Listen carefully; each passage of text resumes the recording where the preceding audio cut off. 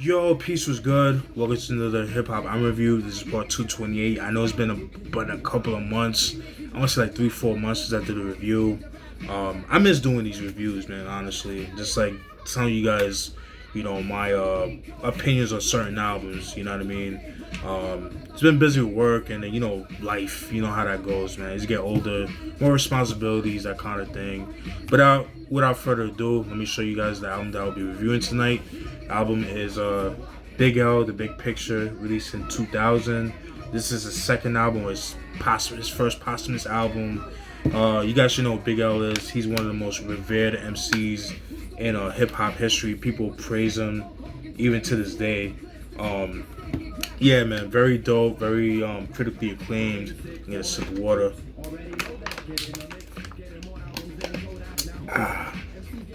Yeah, very red artist. Definitely is always put in the same spotlight as Biggie, Tupac, Big Pun, Big L. Obviously the illest lyricists and hip hop and that kind of thing. Even though like people with pop, people don't really consider him more of a lyricist. He could spit. The dude can spit, but but when it comes to lyrical, Pac was really not like in that vein with the others that I just mentioned. But just his contributions to the game, definitely he deserves to be up there. Excuse me. But enough of that. I did a review on his first album, Lifestyles of the Poor and Dangerous, a couple years back. But I want to revisit that album because some of my old reviews that I did with certain albums I don't like. Personally, just me.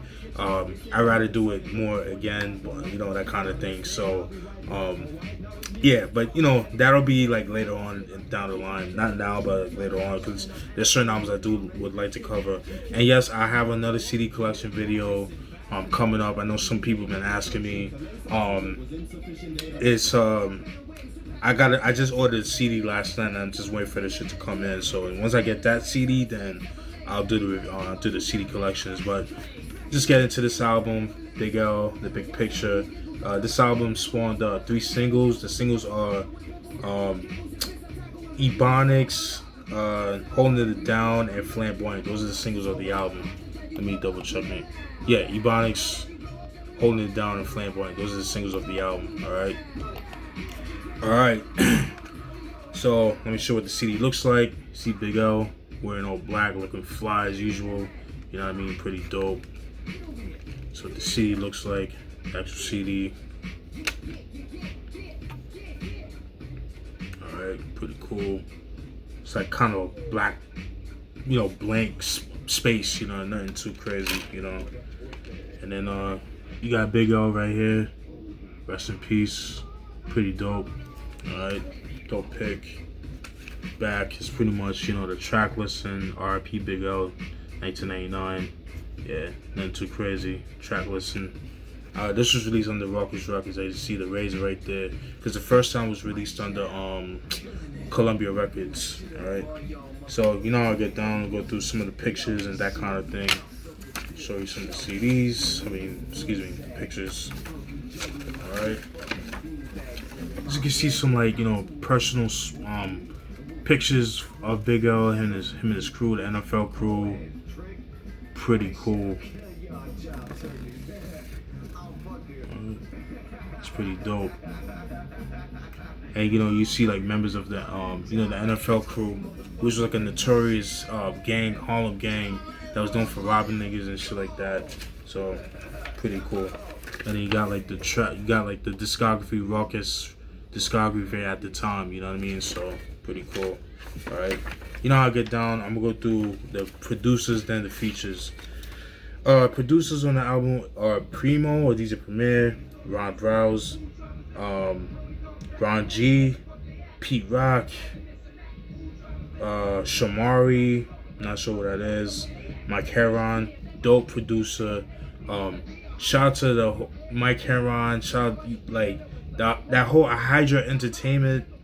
That's one of my favorite record labels, man, out of Queens, man. For those that know. So shout out, Hydra Records, man. I would say still put out shit, but it is what it is.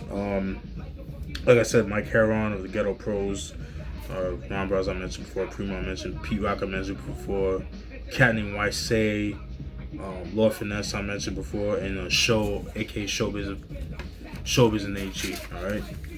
Oh, features.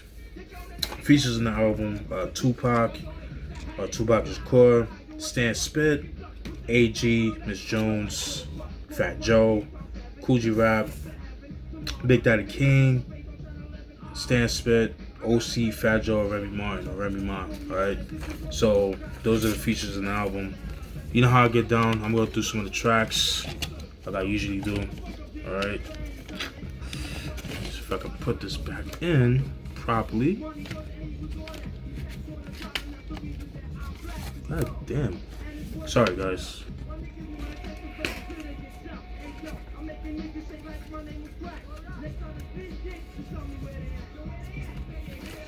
Alright, that's better. Alright, so you know I'll get down. I'll go through some of the tracks. Alright. Track 1, the big picture, the intro. Pretty dope way to start the album. You hear DJ Premier at the concert. Telling the audience to throw up the L's for Big L. Big L, rest in peace. And they play a full clip and he does the scratching, that kind of thing. And after that, cuts off to the beat of the song. And yeah, fucking love that. I love the beat for that shit. It's only like a verse long, but I really enjoyed that. That was pretty cool. Love the beat for that shit. Love the sample that was used. I love the line when he says, I'll make your dame hollow. I make your dame swallow. Your ice don't shine, your chain hollow. While you fronting clubs for hours with the same bottle. Like, that's fucking dope, man. Niggas calling out fake niggas, man. And like, the chick he's with is whack, but we're gonna take her anyways. You know, that's what I got from that. So that was really cool. So that's track 1, the big picture intro. Track 2, that was produced by DJ Premier, by the way. Track 2, Ron Ebonics. That was the first single of the album. That was produced by Ron Browse. Everybody should know Ron Browse. You know, producer / MC or rapper, rather. Known for the single "Poppin' Champagne" that came out I think 2011, 2010, 2011, something like that. But he was a producer first, and he became a rapper. But yeah, Ebonics, pretty dope joint. It's just pretty much Big L breaking down the general slangs that we use for certain things, like cars, whip, gear is like clothes is gear, shit like that. Chain is shine, shit like that. Perfect example for that is like when he says, if your girl is fine, she's a dime. A suit is a vine. Jewelry is shine. If you fall in love, that means you blind. Genuine is real. A face card is $100 bill. A very hard long stare is a grill. So, pretty simple shit, but it's very clever the way he did it. I love that. Pretty dope shit. Track 3, Size 'Em Up. That was another song that was produced by Ron Browse. I'm not a fan of the beat. Not crazy about it, but the lyrics definitely made up for it. I do like the line when he says, you see Corleone, I spinning, jigged out, white linen, and if a bitch don't like me, she must like women. Every time I come around, you see your wife grinning. Don't be mad cause your career is in the ninth inning. Oof, kill that shit. But yeah, I wasn't too crazy about the beat, but like I said, the lyrics kind of made up for it. So yeah, just had to throw that out there. Track 4, Deadly Combination featuring Tupac. Was not a fan of the song at all. Didn't like the beat. Just didn't really fit the album. That's just my personal opinion. I didn't really write anything. For it, so wasn't too crazy about that. Track 5, 98 Freestyle. It's a freestyle that he did with Stress and Bobito. He's rapping over Lord Finesse beat.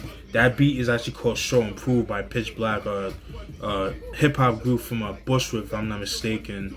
I'll post that down in the description box so you guys can hear the original version. But yeah, he fucking killed it. Love the line when he says, I got more riches than you, fuck more bitches than you. Only thing I haven't got is more stitches than you. Fucking punk, you ain't a leader. What? Nobody followed you. You was never shit. Your mother should have swallowed you. Love that. Gangsta shit. Whew. Fire, man. Just as people that get nothing but head. Whoo, man. Killed that shit, man. Yeah, that was dope. But like I said, that beat is a Lord Finesse beat. that Lord Finesse produced for Pitch Black, underground hip hop group from Bushwick. They came out with an album back in 2004 called Pitch Black Law, and I think the next album came out in 05 called Revenge or something like that. So decided to throw that out there. So that was track 5, 98 freestyle. Track 6, Holding It Down, featuring Stan Spit, AG, and Miss Jones. Miss Jones, you guys should know Miss Jones. Excuse me, Miss Jones. At one point she was a VJ for Hot 97. There is an original version of the song, Holding It Down.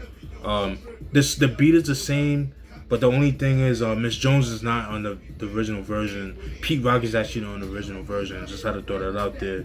And I think like some of the lyrics was alternate lyrics are kind of like different lyrics, I believe. But all I know is that Pete Rock was on the song instead of Miss Jones, so I just had to throw that out there. And Stan Spit wasn't on the original.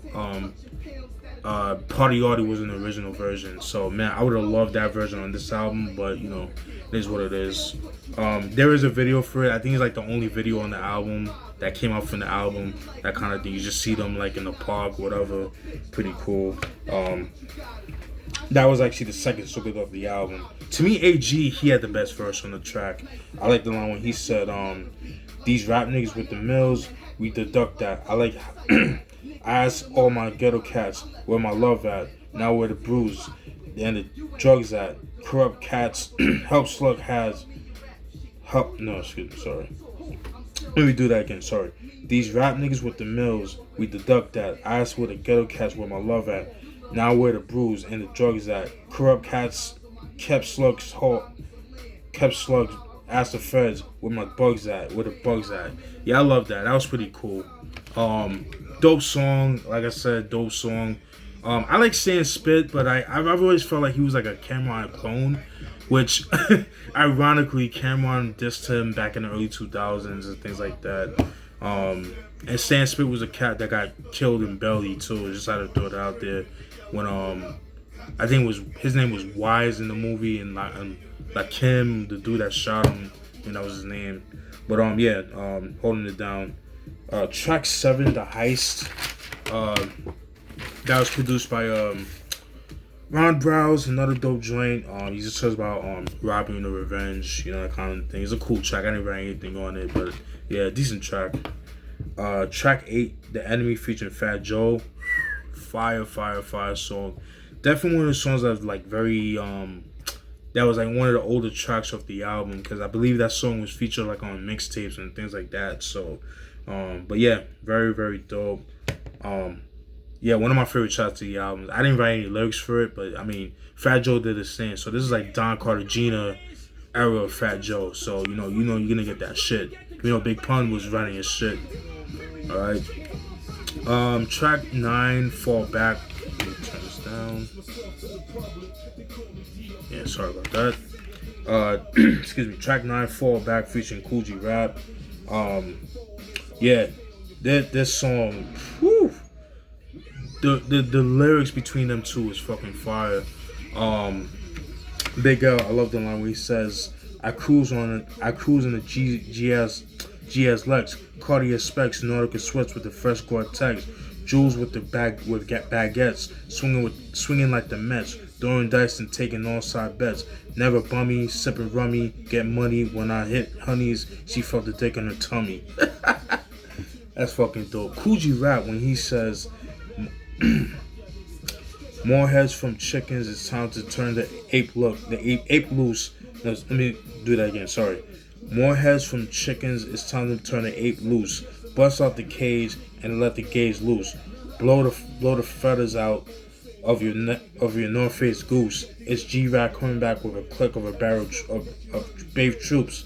Have y'all niggas running from whole base like Babe Ruth. Have you holding holes in your body like you play flute. God damn.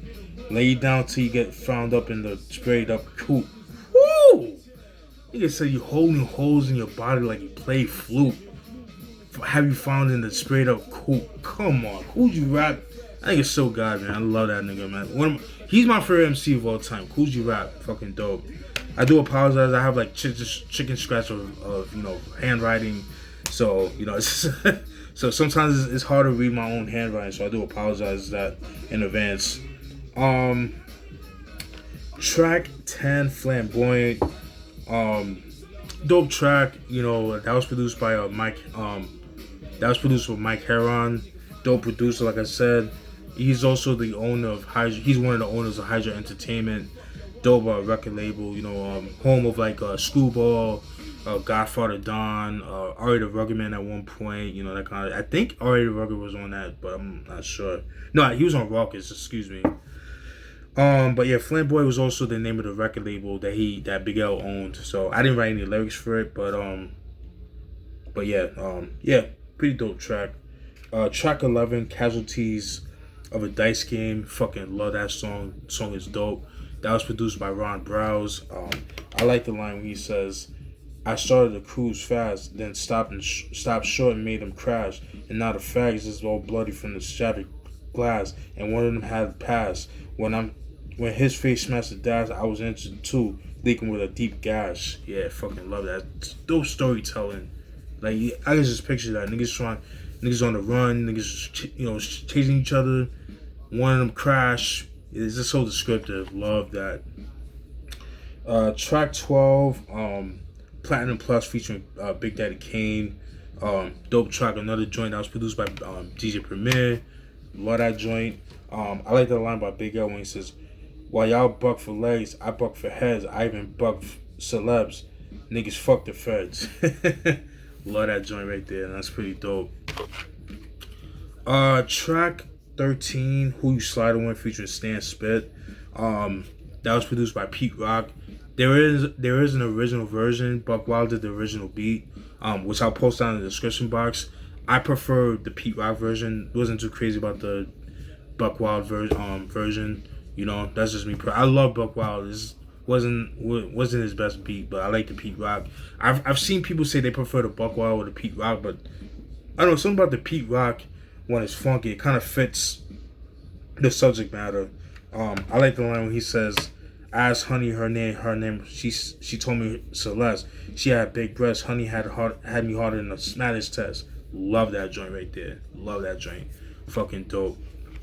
So that was track 13, Who You Sliding With, featuring Stan Spit. Stan Spit, he had a decent verse, but again, he sounds too much like Cameron. So, we already have Cameron. We don't need another Cameron, you know what I mean? So, and there's no shots to Stan Spit, but you just don't need that. Track 14, Gaines, featuring Sadat X and Guru. Was not a fan of this song, but I do like the original version. It's a song called Game Females Play, which actually came out, I believe it was recorded in 96. But so it's a different beat, you know what I mean? I'll post that down in the description box as well. I prefer that version over this one. But the thing was, like, the beat by that time sounded a little bit dated. It wouldn't have fit the album, unfortunately. That sounded like something more that would have been on the first album. Lights on the Point and Dangerous, you know what I mean? That kind of thing. Or if not, just like a B-side to one of the songs, one of the singles, or something like that. But yeah, I wasn't crazy about this version. But again, the original version, Games, Film, and Play, that's a dope song. So self-explanatory, that kind of thing. So yeah, really enjoyed that. So that was track 14, Games, featuring Sadat and Guru. Wasn't crazy about that version. Track 15, The Heist Revisited. That was produced by Lord Finesse. Same song as the Heist. That was produced by Ron Browse. But Lord Finesse did the beat. So it's called The Heist Revisited. Was not too crazy about the beat. It was a very weak beat by Lord Finesse. I hate to say that, and I love Lord Finesse, but not his best beat, my personal opinion. And track 16, The Triborough, featuring OC, Fat Joe, and Remy Martin. Pretty dope joint right there. Dope posse cut. Dope way to end the album. That was produced by Showbiz and AG. Overall, this was a decent album, but I just feel like this album, it felt more like a compilation album. Just songs like just thrown all over together. It's not really consistent, you know what I mean?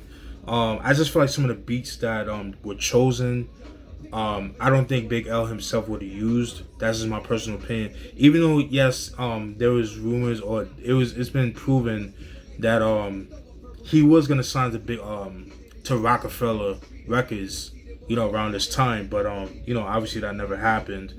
Unfortunately, Big L, he fell victim um to a gun shooting. Pretty much, the killer, something that Big L's cousin, brother, Big Lee, did something to him, and then he got into some beef. Big L's brother, Big Lee, got into some beef, and he was on the run, and unfortunately, Big L, he was like the closest thing to his brother, the killer, ended up shooting Big L February 15th, 1999. One day after St. Valentine's Day, which is unfortunate, and he died. And but it said that the killer, I forgot his name. I think his name is Willie something. Willie, I forgot his name, but he was already got into some shit anyways. He already had like a past, like a rap sheet. He ended up, he got his like gun charges and things like that. He ended up getting released, I think in 2016, something like a couple years back, and he got killed.